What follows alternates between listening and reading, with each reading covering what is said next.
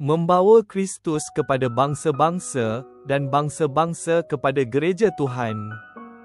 7 April 2025. Penjagaan. Lukas bab 23 ayat 26 hingga 31. Ketika askar-askar membawa Yesus, ramai orang mengikut Yesus, beberapa orang perempuan yang menangisi dan meratapinya.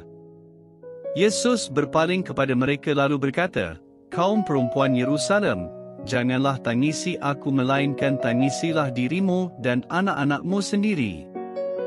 Masanya akan datang kelak apabila orang akan berkata, diberkatilah perempuan yang tidak pernah mengandung, melahirkan dan menyusui anak. Pada masa itulah mereka akan berkata kepada gunung-gunung, timpalah kami. Dan kepada bukit-bukit, timbuslah kami. Jika perbuatan begini dilakukan mereka terhadap pokok kayu yang masih hijau, apatah lagi terhadap pokok yang kering." Inilah Yesus. Dia sedang dalam perjalanan menuju ke tempat kematiannya. Dia merasa kasihan kepada beberapa orang perempuan yang sedang menangis sambil mengikut dia. Yesus tahu apa yang mereka tidak tahu, yaitu dalam tempoh 40 tahun yang akan datang, kota Yerusalem akan jatuh ke tangan tentera Rom. Banyak kejadian ngeri akan berlaku. Kebakaran, kelaparan dan pertumpahan darah. Ramai daripada perempuan ini akan hidup melaluinya. Yesus merasa belas kasihan terhadap mereka. Ketika ini, Yesus hanya boleh memberi amaran kepada mereka.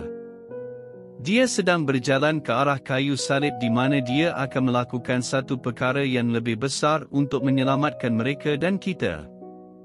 Ini adalah kerana melalui penderitaannya, dia akan membebaskan kita daripada kuasa dosa, kematian dan cengkaman iblis.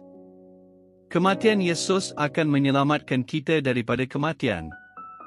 Kebangkitannya akan memberi kita kehidupan yang sebenar, yaitu kehidupan kekal yang abadi.